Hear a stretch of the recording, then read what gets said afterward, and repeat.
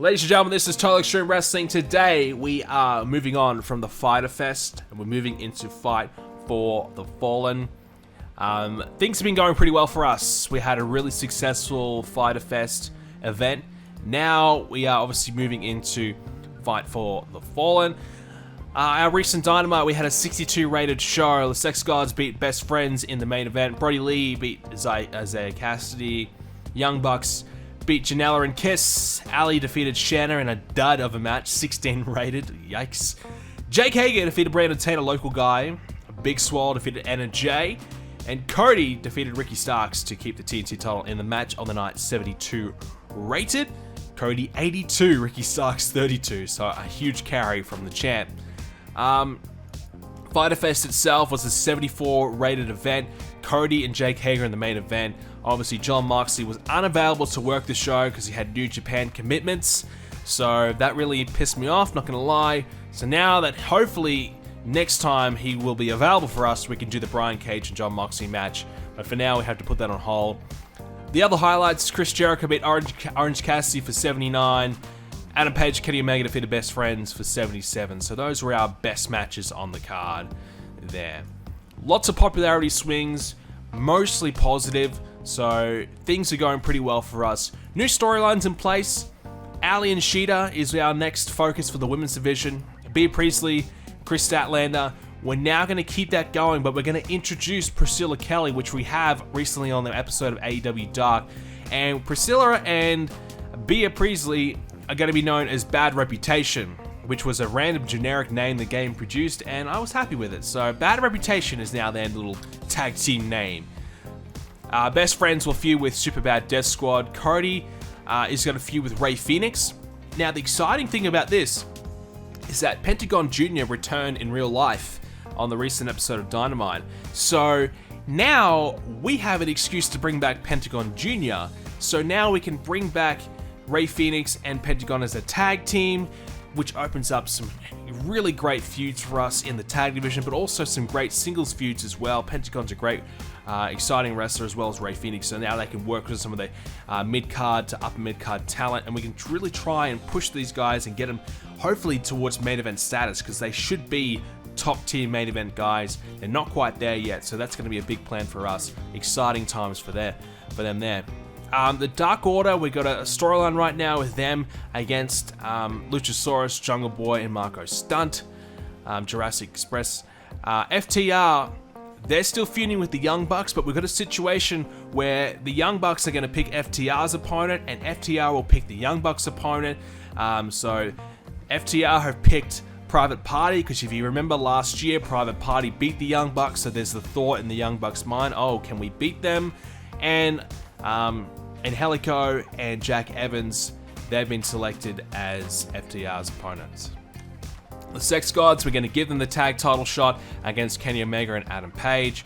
MJF against SCU, we're going to keep going in that direction. We're going to introduce Wardlow more so in the ring, and we're going to have Wardlow most likely, compete in tag matches with MJF. Probably at Fight for the Fallen, we might do Daniels and Kazarian versus MJF and Wardlow. Moxley and Cage, we're going to get it done. We've still got another few weeks to get that storyline heat up and hopefully try and make this feud a little bit stronger. And Shawn Spears and Matt Hardy. So last stream we decided to pair Ricky Starks with Shawn Spears and Tully Blanchard, and we're going to have Matt Hardy feud with those guys there. So we've got a new tag team with Spears and Ricky Starks available for us. And also, a mentor in Tully Blanchard to work with Ricky Starks to try and get him over to begin with. Alright, so now we've got a couple of other contract situations to address. So WWE have to try and hang on to Sonya Deville, Naomi, and Titus O'Neil. Now, Sonya Deville, 26 years of age, probably just starting to hit her prime, hit her straps. She's got 4 years of experience. She's really starting to, I think, get it. She was pretty green for a while there, but now she's moving away from Mandy Rose in real life, so she's starting to really come into her own. So she's not a bad worker, and honestly, out of the three that I just said, she's probably the one that I could honestly see jumping ship and leaving WWE and doing something else. I don't know, that's just kind of how I feel about it.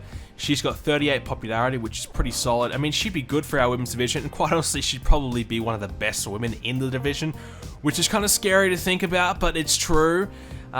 60 microphone skills, not bad. 70 star quality is pretty good. Basic selling is not too bad as well. So she's honestly not a bad worker. Not a bad worker. Let's have a look at some of her match history. So, here we go. Asuka versus Sonya Deville. So Sonya performed at 50, Asuka 78. So obviously Asuka carried, but Sonya at 50's promising. Not too bad. Not too bad.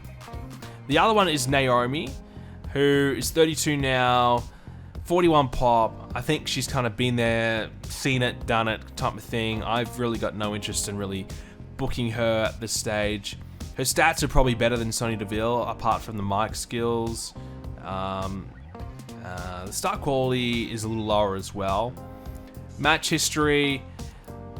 So she had a 44 rated performance against Nia Jax, who had a 34. Yikes. Nia Jax must be the shits. Naomi 55 against Shayna Baszler, so maybe they had very bad chemistry. And she had a title match against Bayley, so Naomi's around the mid 50s as well, which is pretty good. You know, that's obviously better than Sonya Deville. And Titus O'Neil, if you had to ask me how old Titus O'Neil is, you'd never think he's 43, but yep, he's 43, 38 pop. Obviously probably starting to decline, barely wrestles anymore, except in TW he wrestles all the time. 42 performance. I don't think there's ever a world where AEW would need Titus O'Neil to join their roster, so I mean, at this stage I'm probably saying no to all three, and the only one I'll probably think about is Sonya Deville, because I feel like with her star quality and her stats are on the increase, there's potential for her to blossom into a fairly decent star at some point. So I might throw her a contract her way. WWE offering her 9.7 per month for 3 years. Maybe I'll throw a contract her way just to see, just make WWE earn it. And maybe they'll give her a bit of a pay bump. That was it there, so that's where we're at. That's where we're at with our current situation. So we'll advance another day. But yeah, it looks like there's going to be some contracts from WWE expiring over the next little bit. And I don't think there's anyone of note that we need to try and steal, but obviously our biggest issue is the women's division. So trying to find a pretty good person to poach over from WWE to join our women's division seems like a pretty big, priority for us in the moment. I just don't know if Sonya Deville or Naomi are the ones that we need to get. Like, is that the must-have for us? Titus O'Neil, well, we missed out on him, and Natalya is injured. Our AEW Dark figures, 12,600 viewers, so we still aren't really increasing our viewership there. Let's take a look at Impact. Now, Impact, obviously, he's got plenty of women we want to maybe look at. Tenille Dashwood, 34, 35 pop. She's performing at 52. Tessa at 58. She's got 45 pop. So the big thing right now is obviously Tessa in real life has left Impact. So there's potential for her to jump ship and join AEW. Now, Tessa is cancerous to any locker room. But obviously Tully Blanchard works for AEW, so there's probably a realistic chance that she would jump over to AEW. So obviously she would be great for the division. She'd be fantastic. She's got some great stats, solid mic skills, star quality of 85, which is excellent. Basics and selling are good, consistency's good. The problem is you just have to put up with her bullshit, and I don't know if I want to do that, considering our locker room situation, backstage is what I'm trying to say, is pretty good. It's 100%, I think. So if you bring Tessa in, a very good chance she'll drop that down. Deanna is 35 performance, so she's not actually performing that well. Kimberly, 44. So I think Impact at the moment has probably got the best women to select from our point of view, if we want to try and steal a few. So we'll be keeping an eye on that going forward. Let's take a look at this week's results for AEW Dark. We opened up the show with a 63 rated segment. Not bad. All right, SCU are out there with with MJF and Wardlow. It was Daniels and Kazarian out there. And honestly, pretty good segment. 63, they had a bit of a promo and then a bit of a brawl to kick things off. So we're kind of looking to set up a match between MJF and Wardlow versus Daniels and Kazarian. So that's the plan there. Pretty good start. Yes, continue. Luchasaurus defeated Alex Reynolds in a 46 rated match. Luchasaurus 48, Alex Reynolds 31. I actually forgot that Luchasaurus is feuding with the Dark Order. That was just a happy coincidence. So, nonetheless, it advanced that storyline. There you go, 46. We had a promo with Ricky Starks and Shawn Spears as they kind of, introduced in each other as a tag team and kind of figured out what their plans are together. So, we're starting to get that alliance happening. And Tully Blanchard helped both Starks and Spears during the segment, which is good signs. Priscilla Kelly got her first opportunity to be in the ring against Sadie Gibbs. Priscilla, 41. Wow. 41 for Priscilla. That is excellent. Considering the women we've got at the moment are nowhere near that number, that gives me a lot of hope. That is really, really good numbers. Sadie Gibbs, 26. And we advanced the Priestley and Statlander storyline for a 28 overall segment. The crowd would turn off the match having... they didn't really have any any workers that they were invested in, so they didn't really care about the match that much, which is every women's match we have at the moment, unfortunately. We had a hype video promoting Darby Allin and his return and what he's been up to, 41. Pineapple Pete. It was requested by the viewers in the chat on the stream that Pineapple Pete has a match and that Pineapple Pete has a win. And he beat Luther.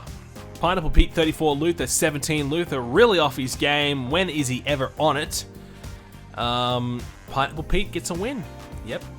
I think that's 2 in a row for Pineapple Pete, which is, yeah, but the overall match was 10. It was dreadful. It was awful.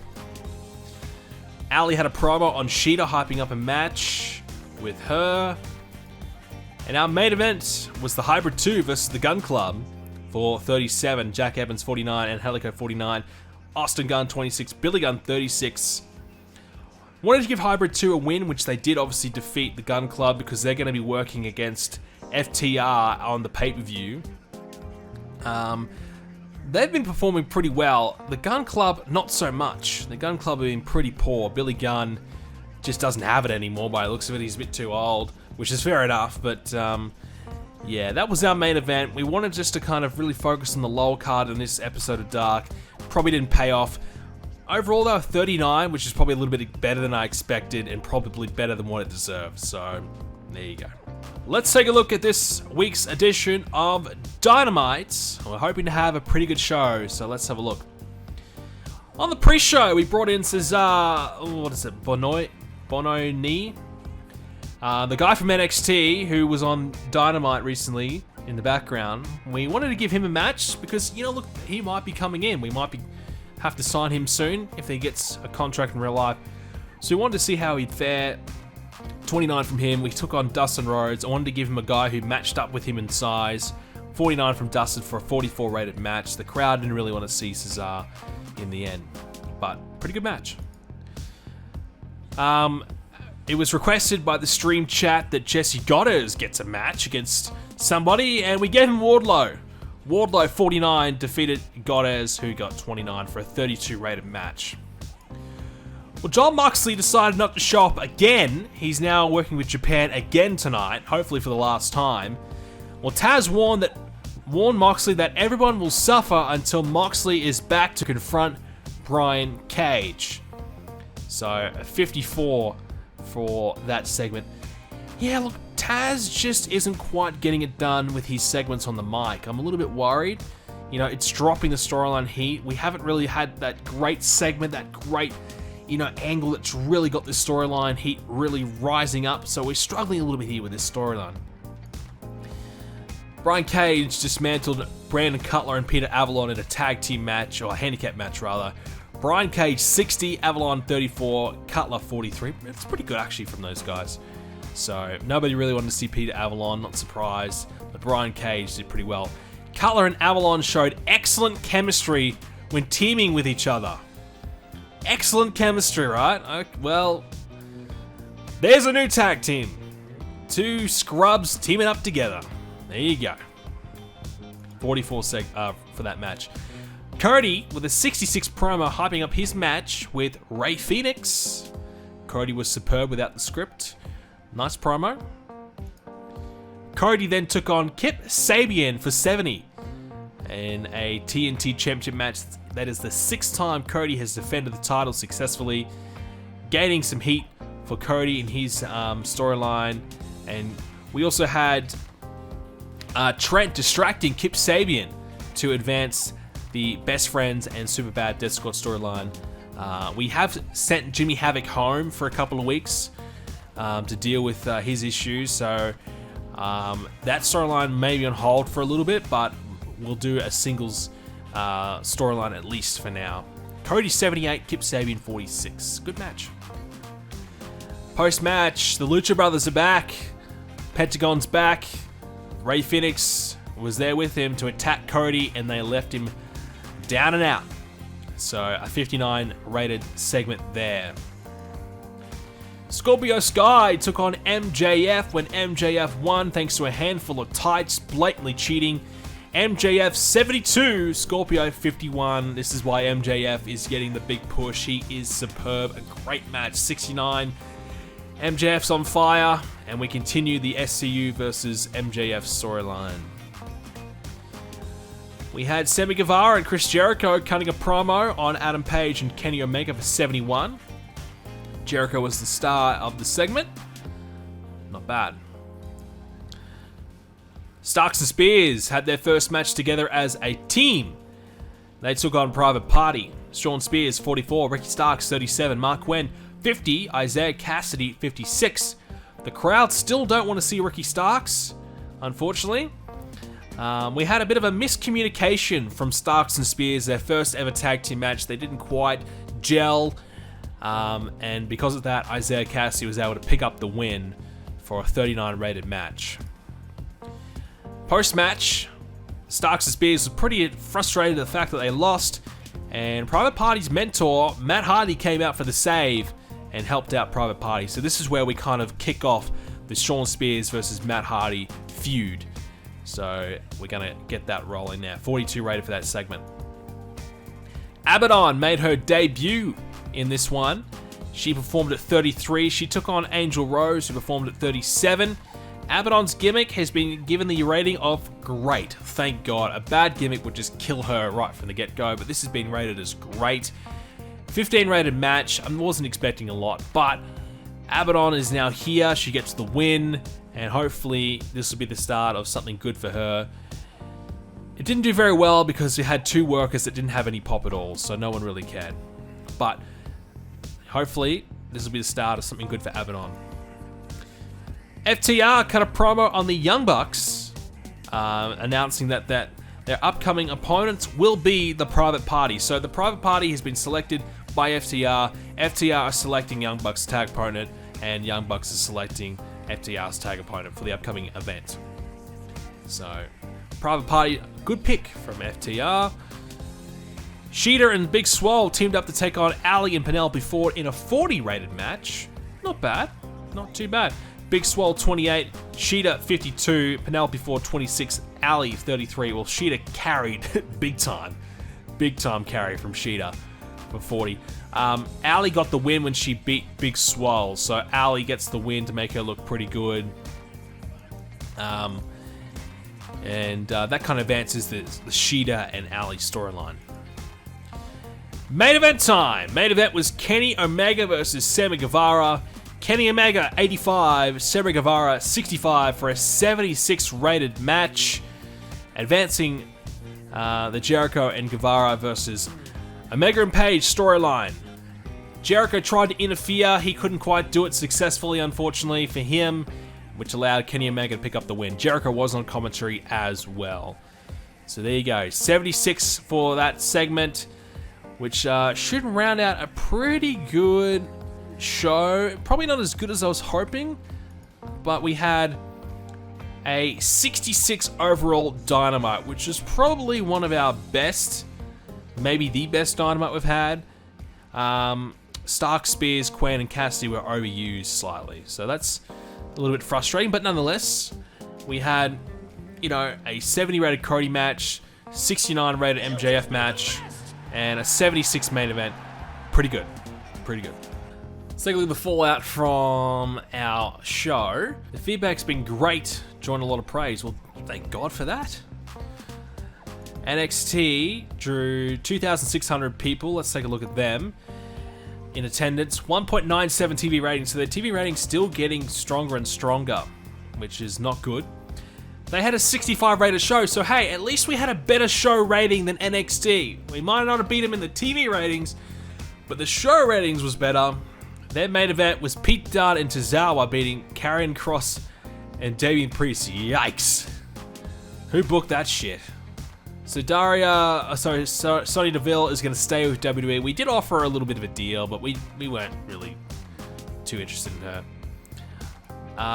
Naomi's going to stay with WWE. Marty Scurll is going to leave NWA, so he was on a loan, so he's staying with Ring of Honor. Not that I want to touch him and go anywhere near him. And Park's now back from his couple of week vacation. We got a 1.16 TV rating, 873,000 viewers, which I feel like is our best to date. Let's take a look.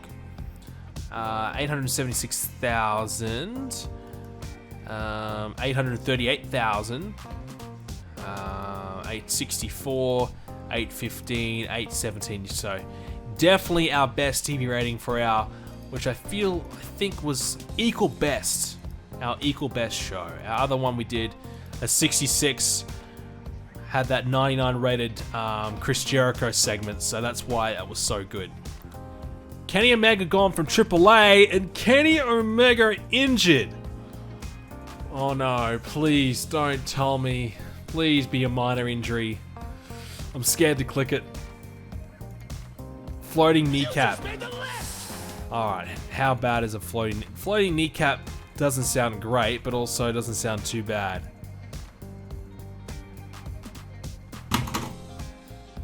Fuck! 3 months! No. Fuck! Kenny Omega is out injured for 3 months! He can do a surgery, but it's a medium risk. I guess we roll the dice. We gotta do a surgery.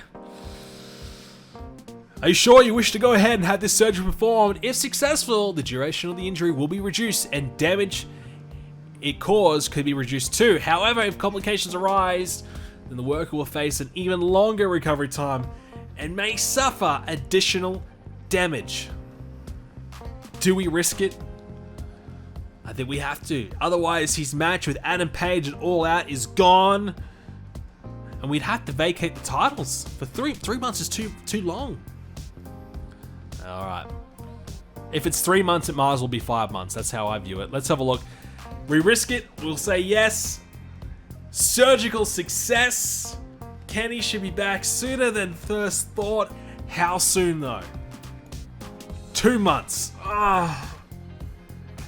That is just gonna be after All Out. He's not gonna make it back in time. He's not gonna make it back.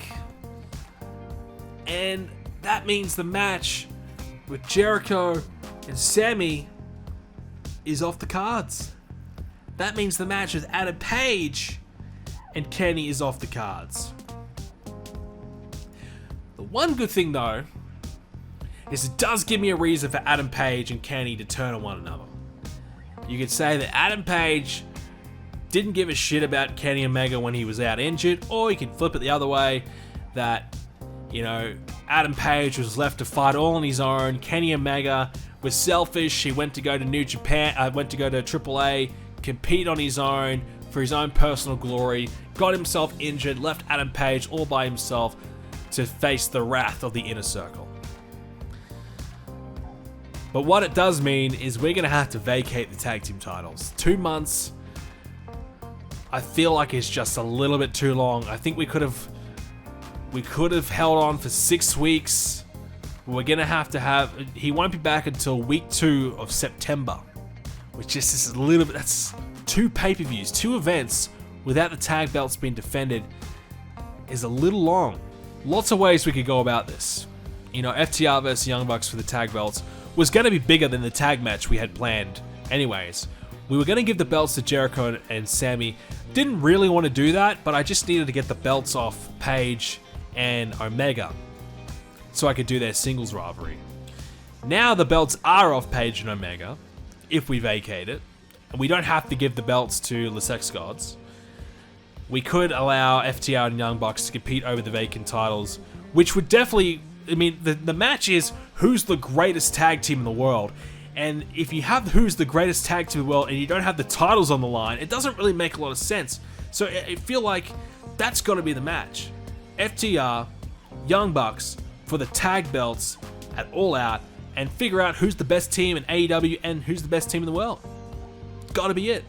Thanks to everyone who came out to the stream here today. If you are watching on the YouTube, thank you so much for watching. I hope you enjoyed the video, and do subscribe and leave a like to see more videos coming up in the near future.